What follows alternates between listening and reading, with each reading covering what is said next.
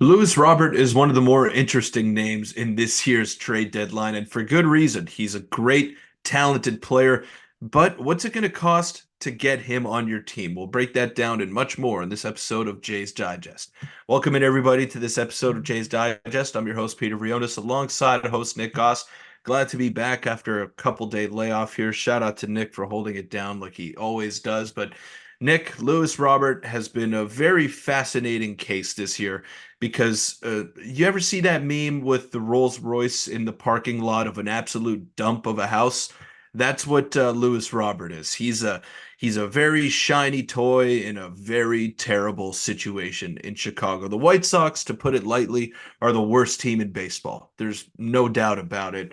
And Lewis Robert is making not that much money. He's very productive when he is on the field, but the problem with him is that he hasn't been able to stay on the field with consistency in the past few years. We know how talented he is. We know that when he is out there playing, he's one of the premier power threats in the game. And with the control, with the little amount of money that he is making over the next couple of years, he's going to cost a lot to get on your team. So we're already trying to like imagine what a trade package would be to go out and get him. Nick, you got to imagine it's a few top prospects plus. So very interesting conversation here. And Lewis Robert on the trade block, according to the Chicago White Sox.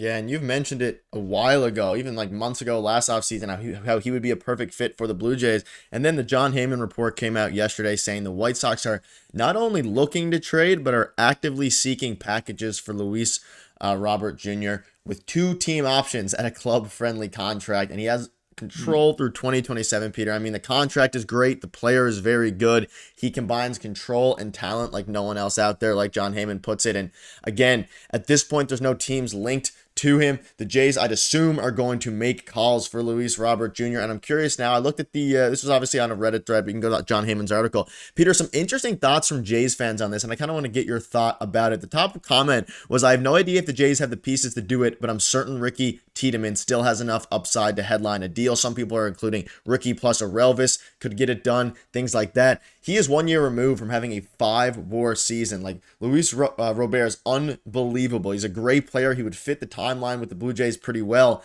But the question is, would they even have enough to compete with some of the other teams' offers? Is in question, though I do think a package of a Relvis and Tiedemann could work. I'm not entirely sure that the Jays are willing to do that and completely gut their farm system, though.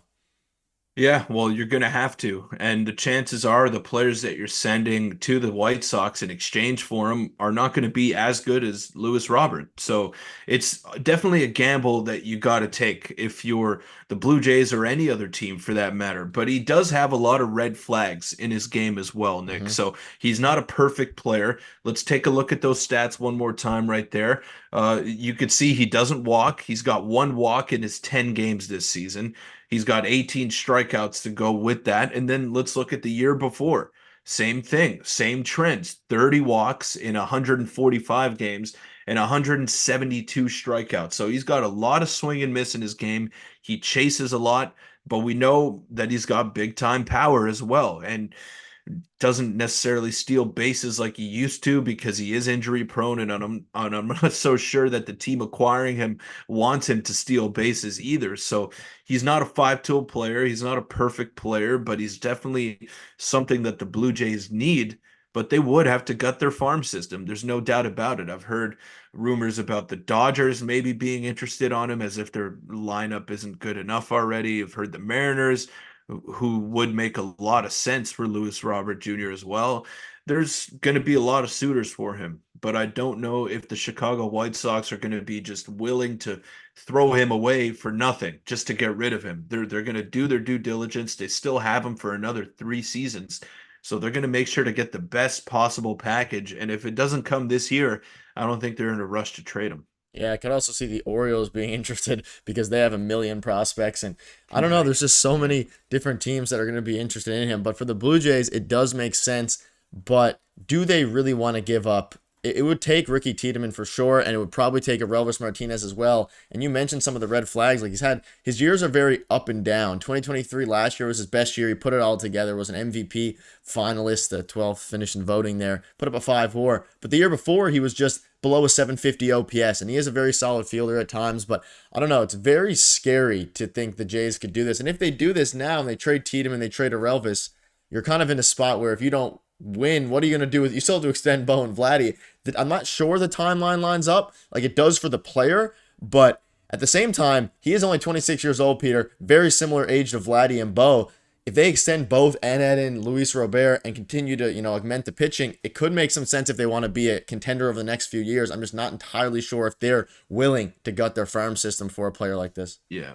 Yeah, I don't know if it's the right time to make a move like this either because your farm system is already really bad and it's not going to get any better with a move like this either. So you got to be smart in that sense and we got to evaluate whether or not we think Luis Robert can be the player to put them over the top as soon as this season or even next season if we want to fast forward. I'm not so sure because of those red flags that we're talking about. It's because of him not being able to stay in the lineup and his strikeouts and all of that stuff. He's not the perfect player. He's not some guy you just plug in and he instantly becomes the best player on your team and a clubhouse leader. He's not that kind of player. So got to evaluate from that standpoint. Is it worth giving up Ricky Tiedemann or Relvis Martinez and plus prospects considering what we've seen this year? I don't know. I don't know. Does Luis Robert and his 10 games that he's played this season make that big of a difference?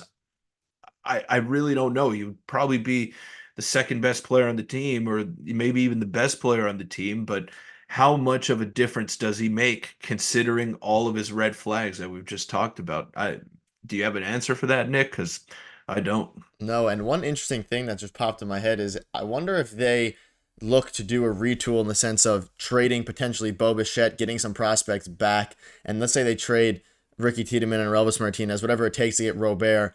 You trade for him, he comes into the team, and then you ship Bo Bichette out to kind of do a bit of a retool. So then you're kind of replacing your core with Luis Robert and Vladimir Guerrero Jr. Something that just came into my mind that could work. You get some of your prospects back, and then you're kind of replacing Bo Bichette with Robert, or maybe they do some sort of package where it's a direct swap of Bo Bichette and there. I don't know exactly what the White Sox would want. The White Sox wouldn't do that. No, but some sort of something like that to where they want to retool. I think it'll depend on how the season ultimately goes, but it's definitely an interesting conversation to have, especially when you're looking at all the impending free agents, the people scheduled to reach free agency next season. Peter, you have Jansen, who's impending free agent. We haven't even spoke about Jansen much, but he is someone who also needs a contract. Like, there's so many things that are up in the air for the Jays that adding another wrinkle to this, unless it's maybe a way to retool, and you do have him for the foreseeable future at least. But I don't know. It could be an interesting conversation to have. I think a retool will be more likely. I don't know if they keep them three with Bo and Vlad. That's the most intriguing thing about acquiring Robert. It's his control and how consistent he is when he's on the field. Those are the two things that stand out to me.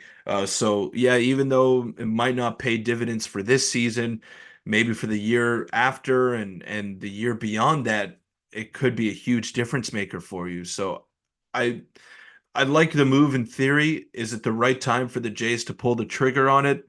I don't know, but at the same time, I feel like his value is probably lower now than it was in the offseason. So if there was ever a time to pounce, it's now. But I just don't know if the Jays have enough to get a deal done and if they want to get a deal done this season.